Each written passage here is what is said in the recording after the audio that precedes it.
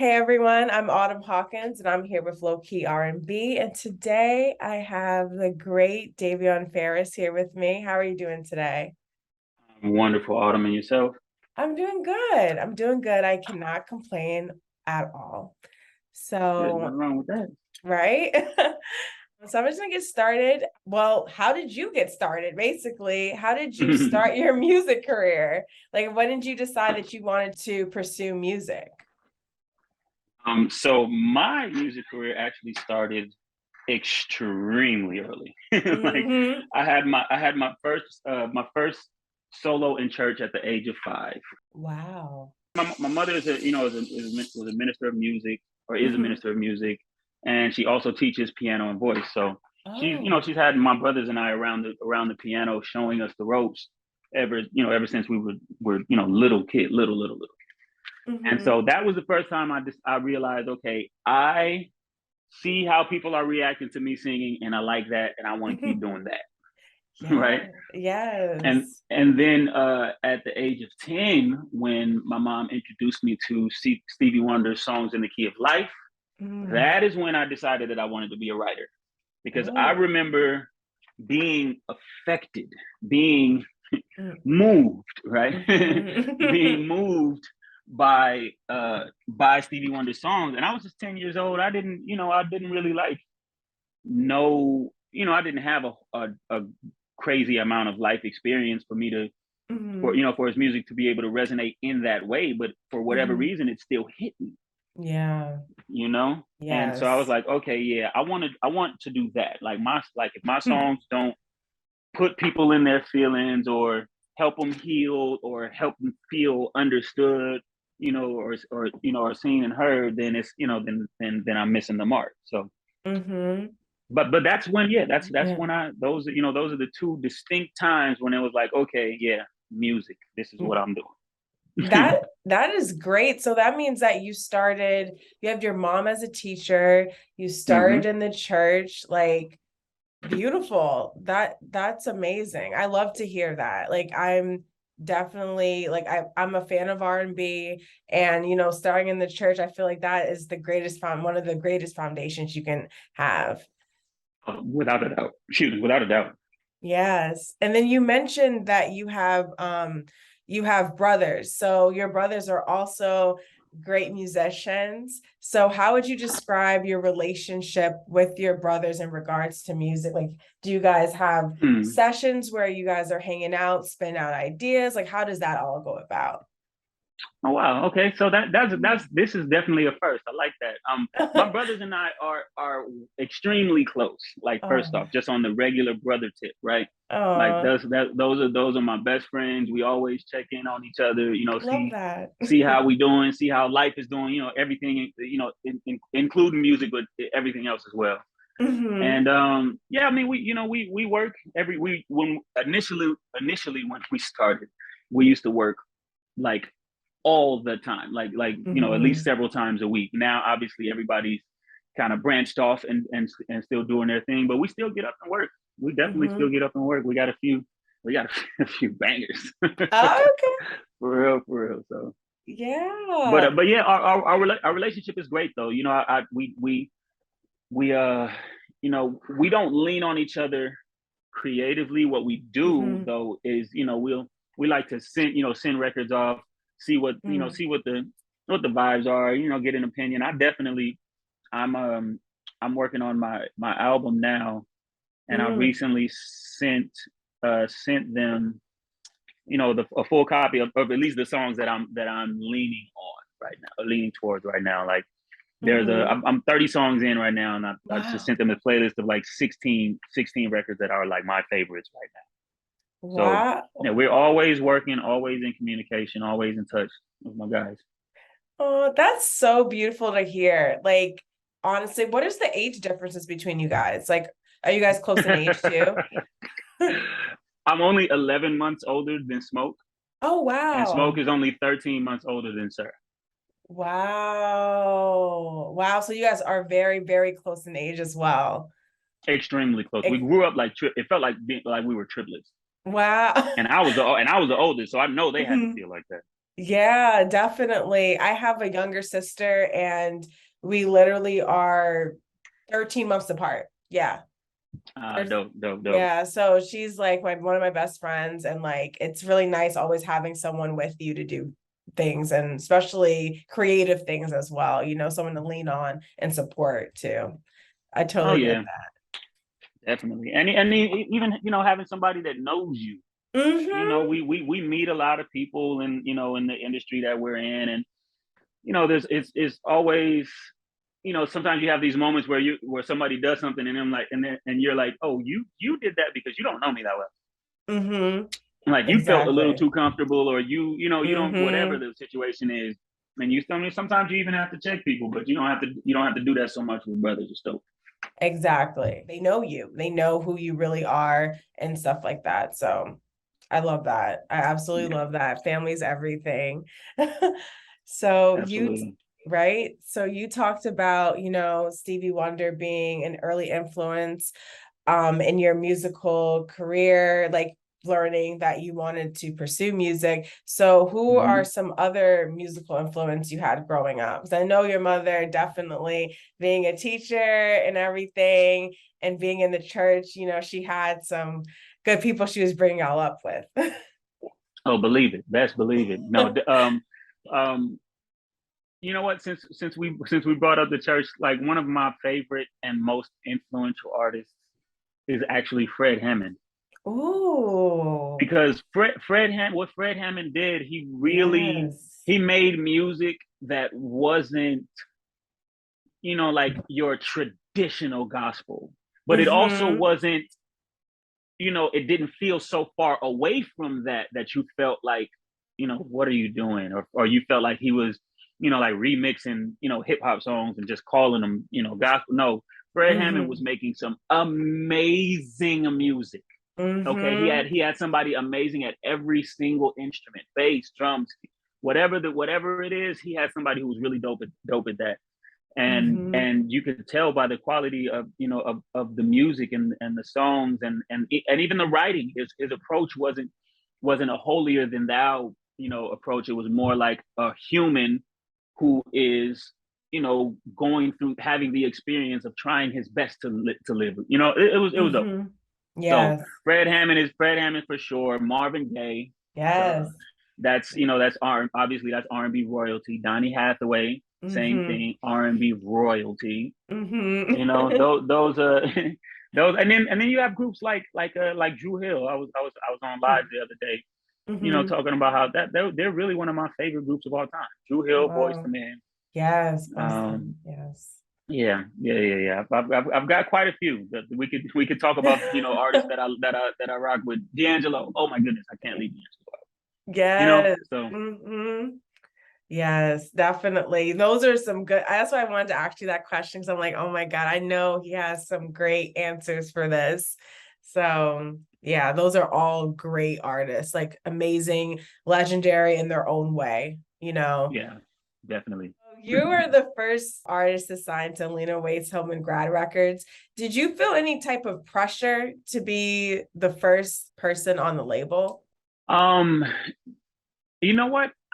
Honestly, I can say that I didn't really feel pressure as the first Mm-hmm. person on the label. I really felt more.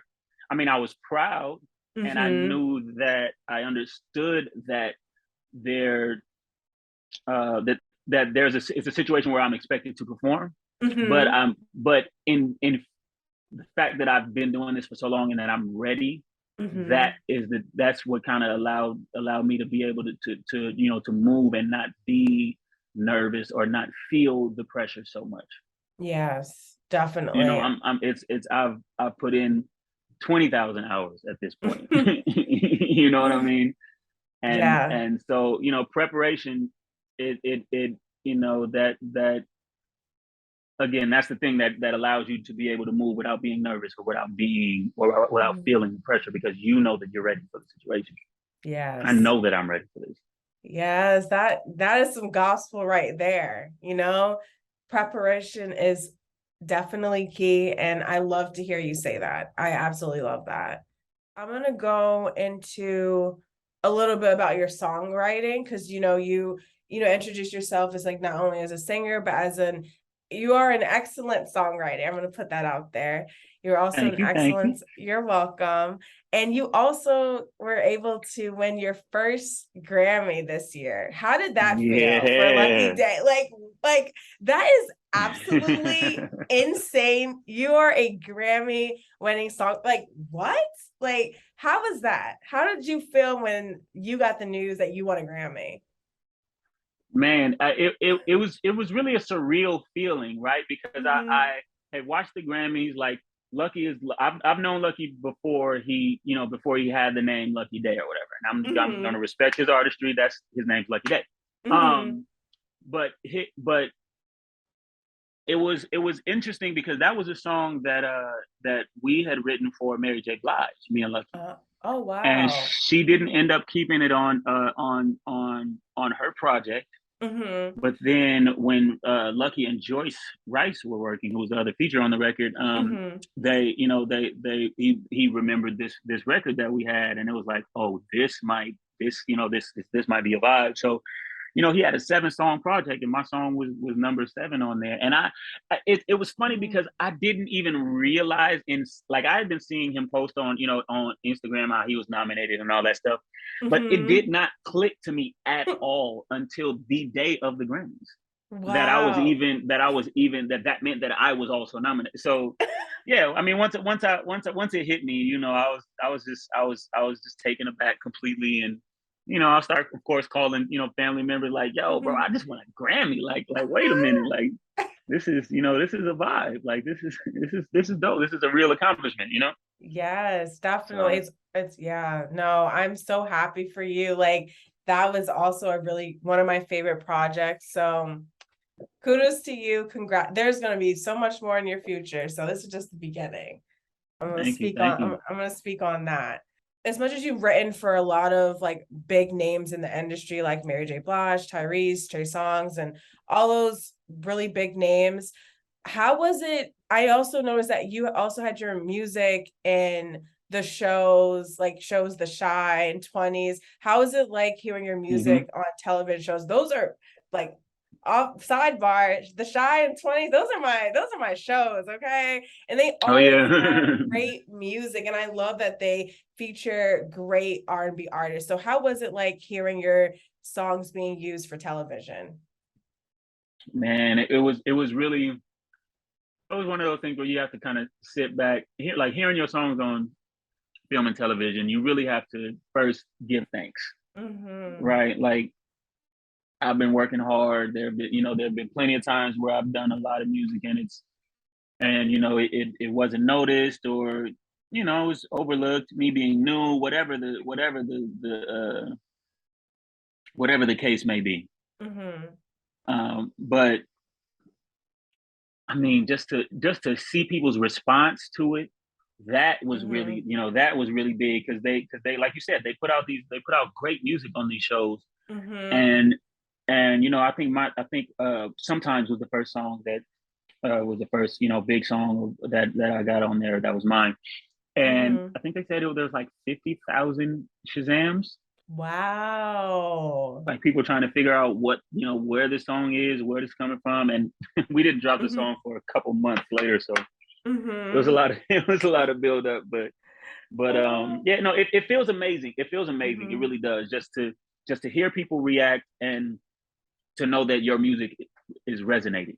Mm-hmm. That's one of the main reasons I do this. I want people to feel seen, heard, and understood through my music, the same way that Stevie did. Stevie's songs in the Key of Life did for me. And I mean Yes. all Stevie's music, if I can be honest. Yeah. No, he's amazing. Oh my God.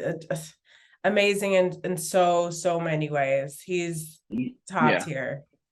for Top sure. tier. So let's start talking about, your EP Moved. It debuted back in May. And, I absolutely love good storytelling. I love it, Yeah, I love I me agree. a good story, and that is exactly what that project did for me. So, and I loved how it was literally a continuous story throughout each track. So, what was your inspiration behind making your EP formatted in that way? Well, if you look back at records like Songs in the Key of Life, that whole project was full of amazing storytelling, right? And it wasn't one story from top to bottom, but you could see the streamline, the theme of love, the theme of awareness, or self-awareness, excuse me. And so I wanted to do the same thing with my project.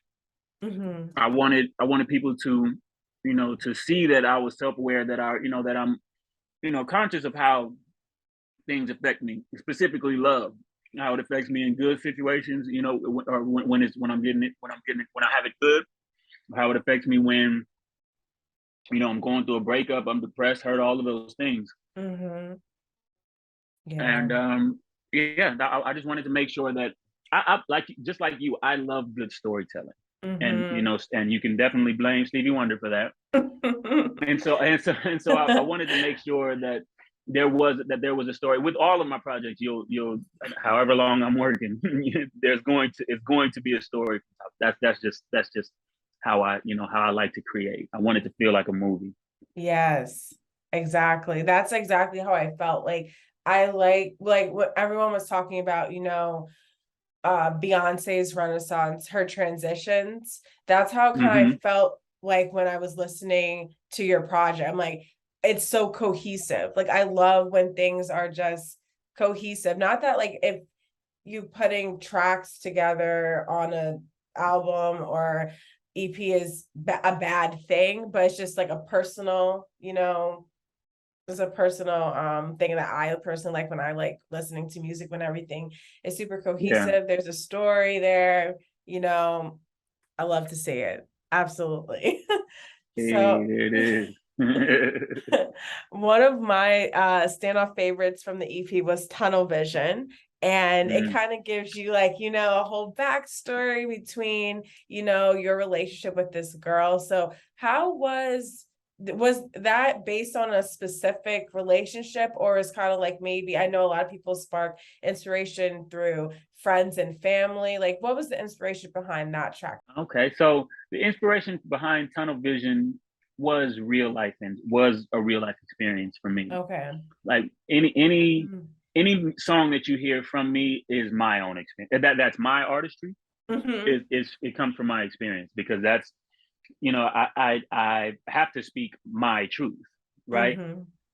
And I've got to make sure that whatever I put out there is me, and that I help people feel seen, heard, and understood. So it all starts with the music, with the storytelling, and all of that. Yes. And speaking of storytelling too, you also like released a visual for Tunnel Vision, Bad Guy, and Sometimes. So what part of the visual making process, like we talked a lot about storytelling through music, what about the visual process did you like the most? I like the actual day of the shoot. Like it's really dope to see all the moving parts come together, see everybody creatively. Like one thing that's cool about how I work with the Hillman grad team, and with Lena and everybody, is that they give me free reign to come up with the story, and the music and all of that. I'm writing, I'm producing, I'm doing everything, and I trust them to take in these stories that I'm telling, and come up with the best way to present it visually. So what's dope is that obviously we have our emails, and they send ideas, and for me it's really just like, this is cool, or I really like this, let's go with it. And then and I can just be a part of the team. Yes, I'm obviously I'm the artist, but everybody has their role on the day of the shoot. And I just kind of like that. It's like laid back and easy, yet wildly productive. Yes. And it's good that you have really great creative freedom over your art too. And a lot of times artists aren't, able to have that creative freedom. So Right. That's really great that because that's what fans like to see too. They want to see you. They want to see like, your personality. What are things you like artistically? They're there to watch the video because they like the song. Right, So right. of that. Do you have a personal favorite from your EP? Mm, that is tough. It's tough. It really is tough. Each song, again, because they're my actual personal experiences, right? They have their own place in my heart. But okay, if I had to pick one, You I can take can't. your time. You can't pick one? I Okay. don't know. I think okay, maybe tunnel vision. Tunnel vision. Maybe. I know. I really am trying. Like it's really tough. Like I fuck with Best Advice. You know what I mean? Because it's a song to my son. You know, and it's us having real conversation. Like that's how we actually talk. You know what I mean? Like and like the opening song line of the song, don't be no bitch, but don't be no bully. Talking about balance. You know what I mean? Don't love a woman if you cannot love her fully. Like don't it's these are real things that we talk about. This is real conversation. So I mean, there's that one. Sometimes it has a special place because with sometimes I was really going through trying to like life was looking good on the outside, but there were still certain struggles I was dealing with internally and financially. So it's it was me kind of using my experience to give people permission to not be okay. Yeah. You know what I'm saying? Especially Like, now. we Yeah. got to be okay. We have to be okay with not being okay sometimes. It's you don't like this expectation that everything is supposed to always be right and perfect and easygoing is, it's hurting a lot of people. It is. It is. You're 100% right. Like, especially with social media and everything, people are like, oh, this Right. person's in Ibiza, this person's in Morocco. Like, you see all these great things. Because no one's gonna post that, they got kicked out of their house, that they just Right. lost their job. Who's posting that on Who's Instagram? You know what I'm saying? Like, my boyfriend exactly. left me. Like no one's posting that. So you're Right. only going to see highlights of the good stuff. And I think what you just said is it's perfect. Like it's okay not to be okay. And like you're going to make it through that. But I understand how that was a hard Yeah. question because I feel like they're all like your babies, probably. Yeah. Oh yeah.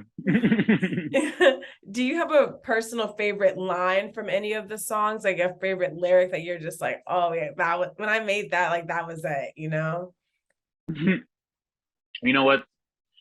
I'm not even gonna lie, and it's gonna sound real. It's gonna sound real simple, but on Tunnel Vision, when I said love and loyalty is what is giving, I promise you, when I wrote that line, I felt like I was the most brilliant man in the earth. I was like, I was like, oh, they gonna love this shit. Like I get like first off, the vibe that it's talking about, like you know what I mean. Everybody,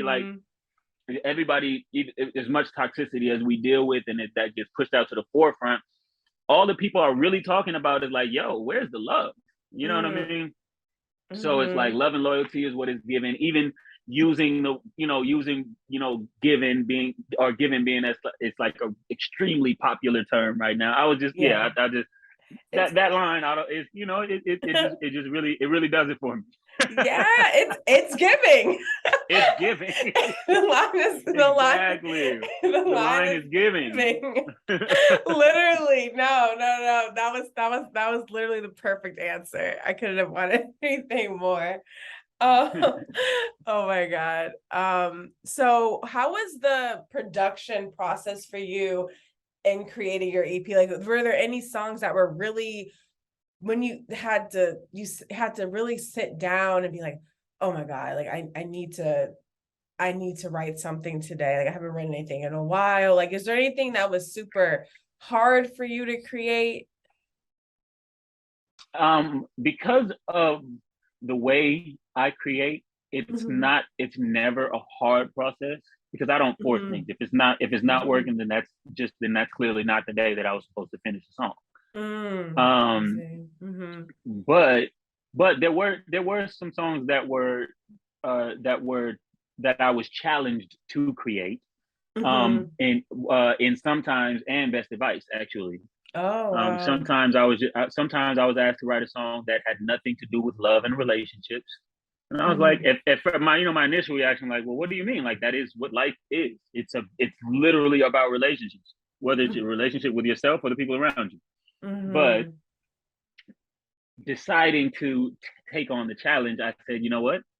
I will write about the relationship with self, and Mm-hmm. just, talk about, again, about how, you know, Instagram and, social media is everybody's highlight reel, but, you got people in real life looking like, feeling pressured by your highlight reel to make Mm-hmm. life perfect when it's Yes. not. So that's why I Mm-hmm. decided to do with, with Sometimes, and then with Best Advice, I was asked to write a song, a song about my son. Mm-hmm. But normally, usually, when that challenge is issued, you're talking about a baby, or you get like Mm-hmm. Stevie Wonder's "Isn't She Lovely," right? Yeah. But my son is grown, so I had to figure out, like, okay, well, what am I going to write about that's not going to be cheesy and corny, that my son will actually, be able to fuck with, and that'll actually resonate with him. So, Mm-hmm. that's how I came up with Best Advice. See, I think that's the best time when you're creating. Sometimes like you kind of have like a drought. Sometimes I don't know if that happens to you, but I know that happens to me sometimes with writing. Like I have a drought. I'm just like, oh my God, like I want to do something, but I can't. Like there's just something in my way. But when you actually are able to sit down and you make it, it's just like, yeah, I got this, you know? Oh yeah, no, definitely, definitely.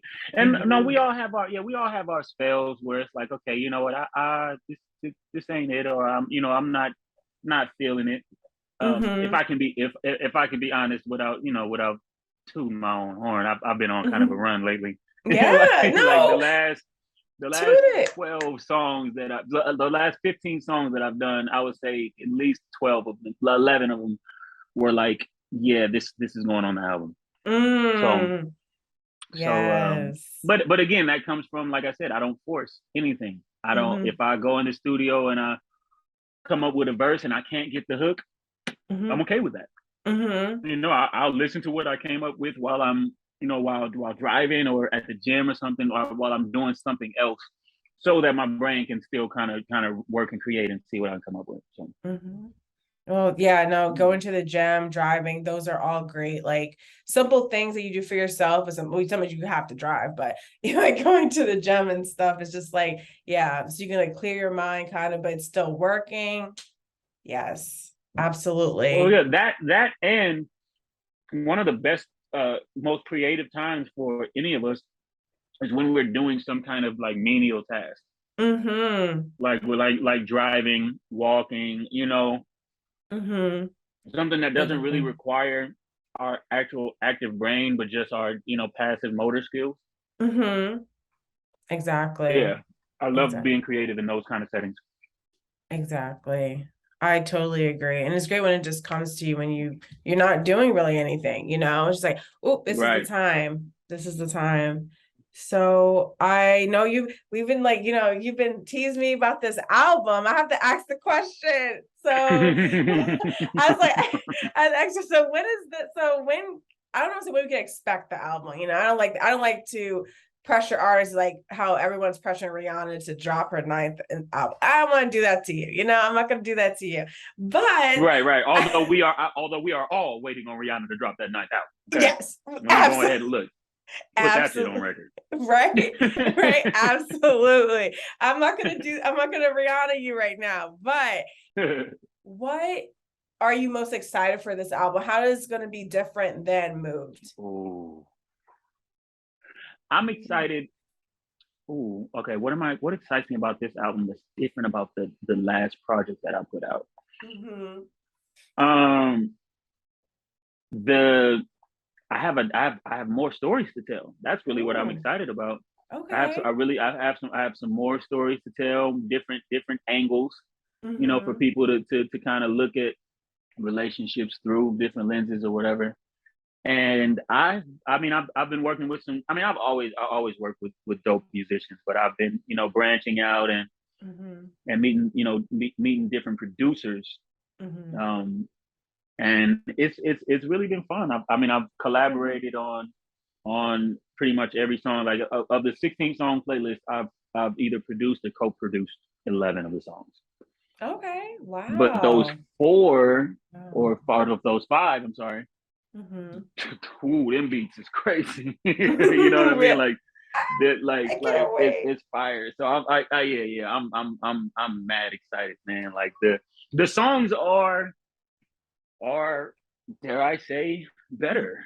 You know what I mean? Like Mm, it's I'm excited, man. I'm just excited to drop it. I'm excited to see people's reaction. I'm excited to have the support, mm-hmm. because with the first project, it was, me, Def Jam, him and Grad. That's everybody's just meeting each other, just getting to know each other, that kind of Mm-hmm. thing. But now I've made a few more relationships on, in both companies. My Mm-hmm. management has made a few more relationships. We've got some good momentum coming off the EP. So a little Mm-hmm. more eyes just on the music and the artistry in general. So I mean, there's a lot to be excited about surrounding this album.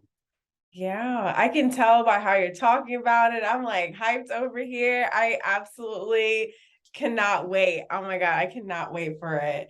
Lastly, I just want everyone to know where we can follow you and your music. So when that album drops, we are on our favorite streaming app and we're listening to it. So where can we follow you? You can follow me on all social media. Now you can find me at I am Davion F. That's my Instagram and my Twitter. Mm-hmm. And I think that's my Snapchat as well. Awesome. I am Davion F. I am Davion F. And of course, the music is out everywhere. Moved is on every streaming platform. Thank you so much for talking with me today, Davion. It was an excellent conversation. I had so much fun. Thank you so much. Same here. Same here. Amazing conversation.